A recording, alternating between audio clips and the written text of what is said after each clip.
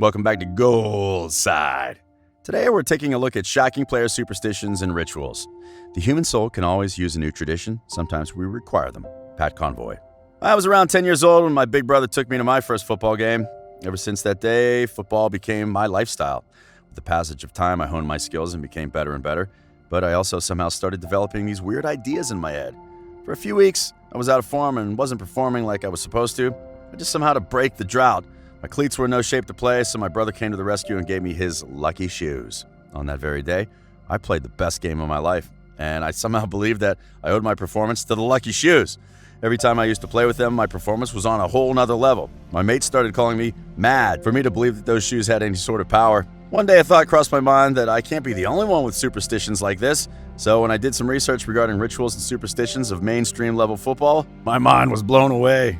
Almost every noticeable player in the world in every sport has some sort of crazy pre-match or after-match ritual or superstition. Superstitions have been around the world for a very long time. Somehow they've made their way into the daily lives of many footballers. From listening to a certain type of music to car selections and eating a particular food item, it just gets weirder and weirder. John Terry, a Premier League legend with more than 700 appearances for his team Chelsea FC, has been said to have more than 50 of these pre-match rituals and superstitions. I started off with a couple of superstitions because we did so well, kept winning and winning, I ended up with about 50 of them. Then it was a case of remembering them for every game. John Terry.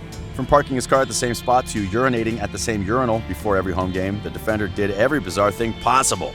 Cristiano Ronaldo, arguably the best football player in the history of football, right? This striker has 5 Ballon d'Ors in his closet, but even a man of this caliber can be very superstitious. Ronaldo gets a fresh haircut before every single match. He has to be the first guy from his team to enter the pitch. He just has to. Ronaldo has this habit of sitting at the back of his team's bus and sitting in the front seats when traveling through the plane. Colo Torre, a former Premier League defender, used to work his luck out completely opposite to that of Ronaldo's. This man had a habit of being the last man to enter the field every game. His habit once made him miss the entire half of a UEFA Champions League match and was even given a yellow card for being late. Almost every player follows some quirky before-game routines in order to score that extra bit of luck. One of the most bizarre things that happened in the football world, which still makes people wonder about it, was when France won the 1998 FIFA World Cup. The team's captain, Laurent Blanc, used to kiss the bald forehead of his goalie Fabio Barthez before every single match. This ritual somehow worked out for the team when they defeated Brazil 3-0 to lift the trophy. Malvin Kumara, a prominent player for MK Dons, Cardiff City, Port Vale, and Huddersfield, he used to watch the 1971 hit film Willy Wonka and the Chocolate Factory before every game. When we talk about extremely weird superstitions and rituals, Adrian Mutu comes to mind. The man used to wear his underpants inside out, but just during the game. He also used to put basil leaves in his socks. Iker Casillas is one of the greatest football goalies Real Madrid has ever seen. When we talk about the greatest goalkeepers in the world, his name will be there. Casillas had some football rituals of his own. This goalie used to wear his socks inside out for every single game he has played as a Real Madrid goalkeeper. He even used to cut the sleeves off of all of his goalkeeping shirts. Steven Gerrard, at every halftime, used to exit the pitch by touching "This is Anfield" sign. In 1998, the sign was replaced by another one, but it was reinstated in 2012 by the team's manager, Brendan Rodgers. Rio Ferdinand, he opened up about his superstitions during an interview.